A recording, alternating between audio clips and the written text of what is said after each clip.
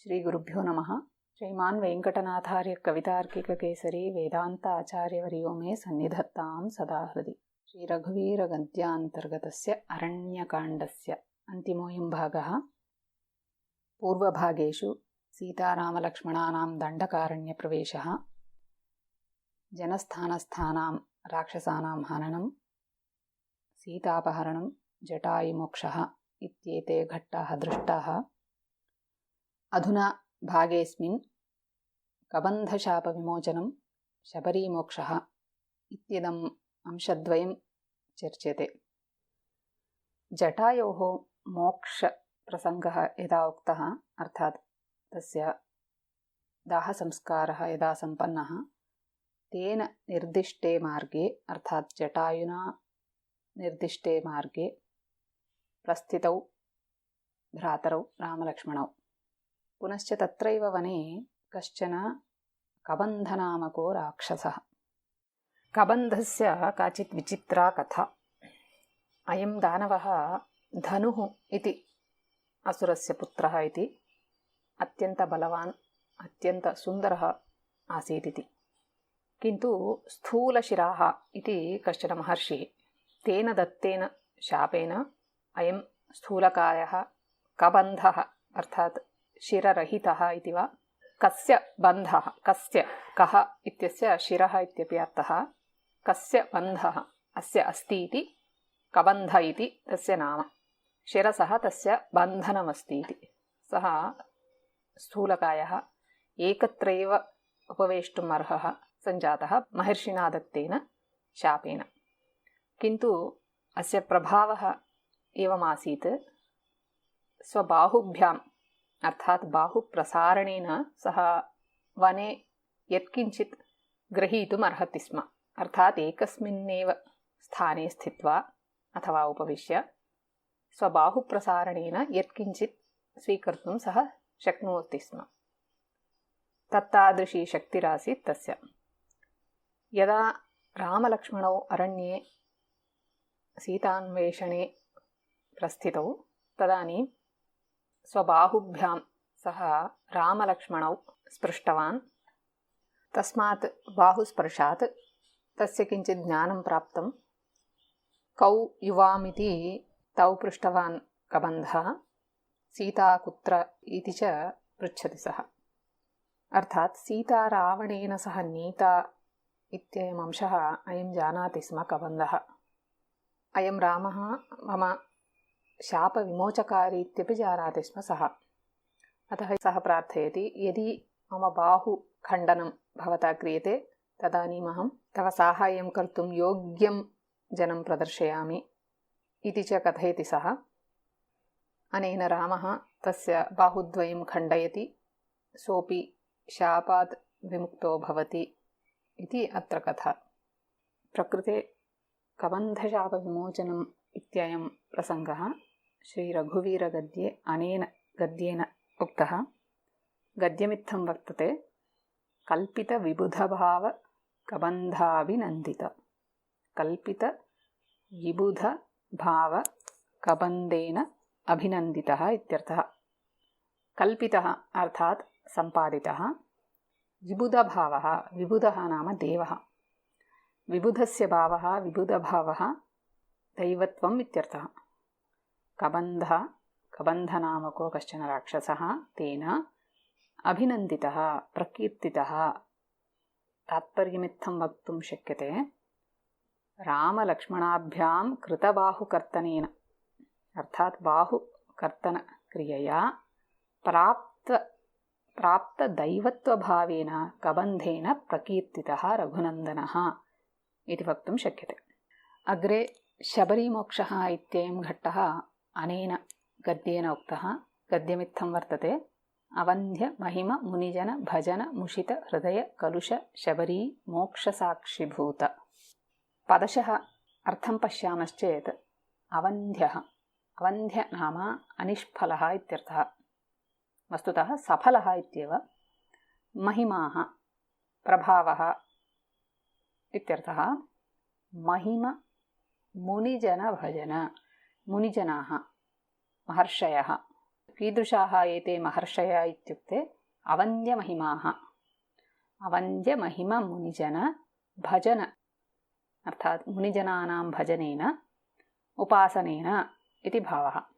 मुषित अपहृत हृदयकलुष हृदयस्य कालुष्यम् अर्थात् अन्तरङ्गमालिन्यम् इत्यर्थः।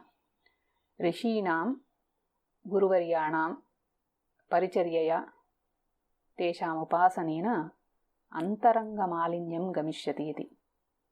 अनेन विधिना अर्थात् महर्षीणाम् उपासनेन अपहृतं हृदयकालुष्यं यस्याः तादृश्याः शबरी तन्नाम्नी तापसी मोक्षस्य अपवर्गस्य साक्षीभूता साक्षात् द्रष्टा इत्यर्थः। अत्र तात्पर्यं कार्यसिद्धौ अनन्तमहिमयुक्तानां महर्षीणां गुरुजनानां निरन्तर उपासनेन अपहृतं हृदयकालुष्यं यस्याः सा तादृशी शबरी शबर्याः मोक्षप्राप्तिं साक्षात् दृष्टवान्यः सः श्रीरामः इति भावः। अधुना पूर्वतनघट्टस्य अर्थात् जटायुमोक्षः इत्यस्य घट्टस्य अधुना प्रवर्तमानस्य कबन्धशापविमोचनम् इत्यस्य घट्टस्य च कथापरतया का प्रामुख्यता इत्यस्मिन् विषये किञ्चित् चर्च्यते। पूर्वतनघट्टे भवतु जटायुः रामकार्ये स्वसर्वस्वं समर्पितवान्, प्राणत्यागमपि सः करोति इत्ययम् अंशः अविवादास्पदः। किन्तु तेन कथापरतया कः लाभः, तस्य घट्टस्य किं प्रयोजनम् इत्यपि केचन पृच्छन्ति। तस्य समाधानरूपेण न केवलम् एकं प्रयोजनं किन्तु प्रयोजनत्रयं साधितं जटायुना। सर्वादौ तु जटायुः ज्योतिष्यज्ञः, ज्योतिष्यशास्त्रं जानाति सः। यदा रावणः सीताम् अपहर्तुं मुहूर्तं निश्चितवान् तदानीम् अभिजिन्मुहूर्तः इति कश्चन मुहूर्तः वर्तते। मुहूर्तेऽस्मिन् यदि कश्चन जनः यत्किञ्चित् कार्यं कर्तुम् उपक्रमते तत्र अवश्यं सः सिद्धिं प्राप्नोति इति ज्योतिष्शास्त्रविदां विश्वासः, विज्ञानञ्च। रावणः एनं विषयं जानाति स्म, अत एव सीतापहरणाय अयं मुहूर्तः अभिजिन्मुहूर्तः इति यः मुहूर्तः वर्तते स एव मुहूर्तः चितः रावणेन।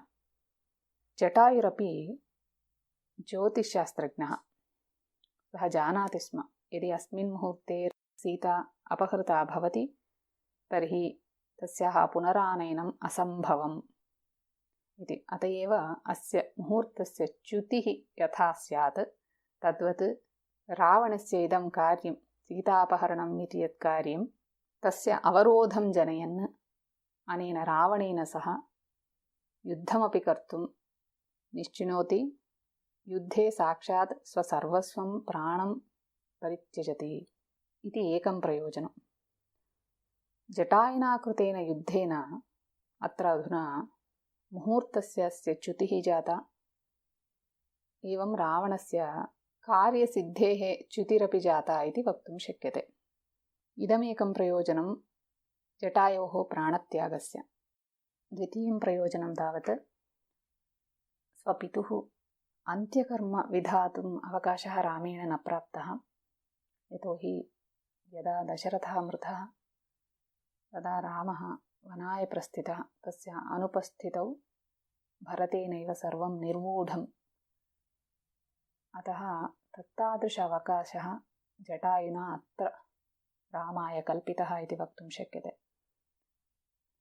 जटायुः ज्येष्ठः पितृतुल्यः, वस्तुतः दशरथस्य मित्रमयं।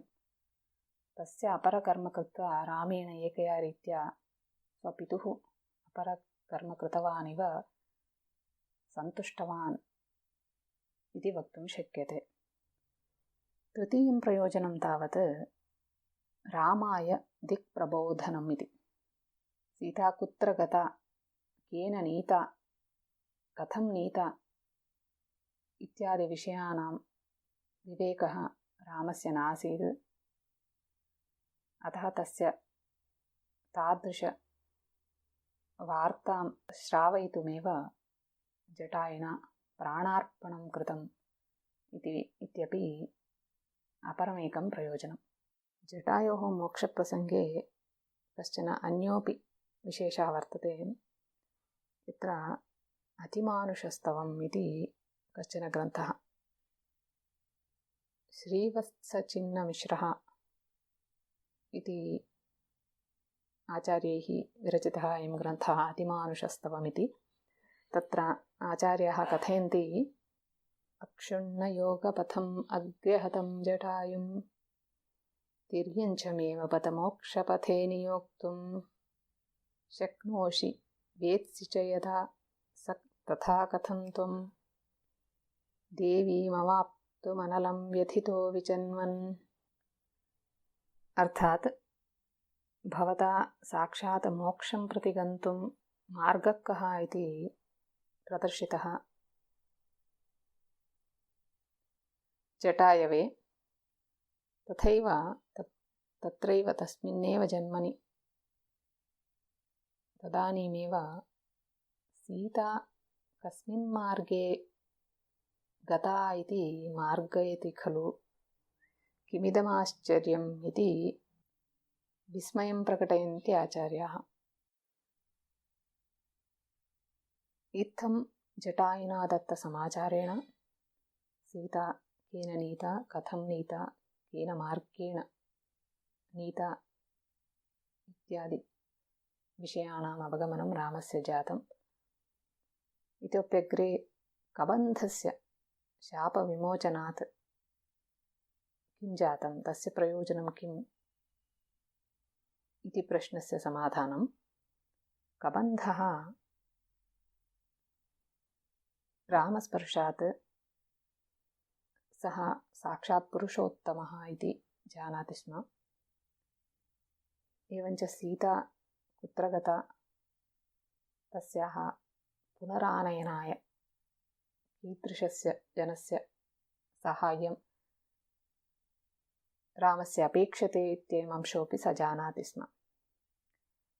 कथापरतया पश्यामश्चेत् अत्र सर्वप्रथमतया अस्माकं परिचयः सुग्रीवस्य परिचयः कबन्धमुखात् एव अस्माभिर्ज्ञायते, रामेण अपि तथैव ज्ञातम्। कबन्धशापविमोचनात् अग्रे सरामश्चेत् शबरीमोक्षः इत्येवं घट्टः प्राप्यते। तत्र प्रसङ्गः एवमुक्तः, मतङ्गमहर्षेः आश्रमः प्राप्यते रामलक्ष्मणाभ्यां कबन्धशापविमोचनं कृत्वा अग्रे यदा तौ गच्छतः तदा अत्यन्तबृहान् मतङ्गमहर्षेः आश्रमः। तत्र एकैकोऽपि वृक्षः महर्षिणा अत्यन्तप्रेम्णा पालितः वर्धितश्च, किन्तु समीपे विद्यमानः वालिः तत्परिवारजनैश्च तद्वनं प्रविश्य तत्र वृक्षान् पादपान् सर्वं नाशयन्ति स्म ते। एवञ्च वालिना दुन्दुभिः इति राक्षसः हतः। तं राक्षसं हत्वा सः वालिः तमेव वने प्रक्षिप्य तं वनम् अपवित्रं कृतवान् इत्यपि मतङ्गमहर्षेः कोपः। अनेन शप्तवान् महर्षिः, वनमिदं प्रविशति चेत् त्वं मृतो भविष्यति इति। एवं वालिः तद्वनं प्रवेष्टुं नार्हति इति स्थितिः। अस्य मतङ्गमहर्षेः बहवः शिष्याः आसन्। तेषु एका शबरी नाम्नी काचित् तापसी। शबरी इति नाम्ना कैश्चित् चिन्त्यते एषा वने विद्यमानेषु आटविकेषु अन्यतमा इति। तत्र प्रमादः जायते। नृपायां वैश्यतो जातः शबरः परिकीर्तितः इत्यस्मात् एषा आटविकेषु अन्यतमा नासीत्, किन्तु माता क्षत्रियकुलोत्पन्ना स्त्री, पिता वैश्यकुले जातः कश्चन। अनयोः जातस्यैव शबरः इति व्यपदेशः भवति। यथा पूर्वमुक्तम्, एषा शबरी मतङ्गमहर्षेः शिष्येषु अन्यतमा वर्तते। अत्यन्तभक्त्या सेवाधर्मेण प्रीत्या च सा स्वगुरुजनान् उपासयति स्म। मतङ्गमहर्षेः उपदेशात् अत्रैव वने आश्रमे सा एकाकी वसति स्म। गुरूपदेशात् सा जानाति स्म, एकस्मिन् दिने काकुत्स्थः रघुरामः अत्र अवश्यम् आगच्छेत्, तस्य सेवां करिष्यामि। तस्यैव प्रतीक्षायाम् एषा शबरी वने वसति स्म। अधुना स कालः आगतः, रामोऽपि शबर्याः आश्रमे प्रविशति। तयोः आगमनमेव प्रतीक्षमाणा एषा शबरी ताभ्यां वनेऽस्मिन् तया प्रेम्णा पालितेभ्यो वृक्षेभ्यो प्राप्त मधुराणि फलानि सुपक्वानि प्रदास्यति। सन्दर्भेऽस्मिन् पद्मपुराणात् अयं श्लोकः प्रसिद्धः। फलानि च सुपक्वानि मूलानि मधुराणि च स्वयमास्वाद्य माधुर्यं परीक्ष्य परिभक्ष्य च पश्चान्निवेदयामास शबरी प्राणदायिने।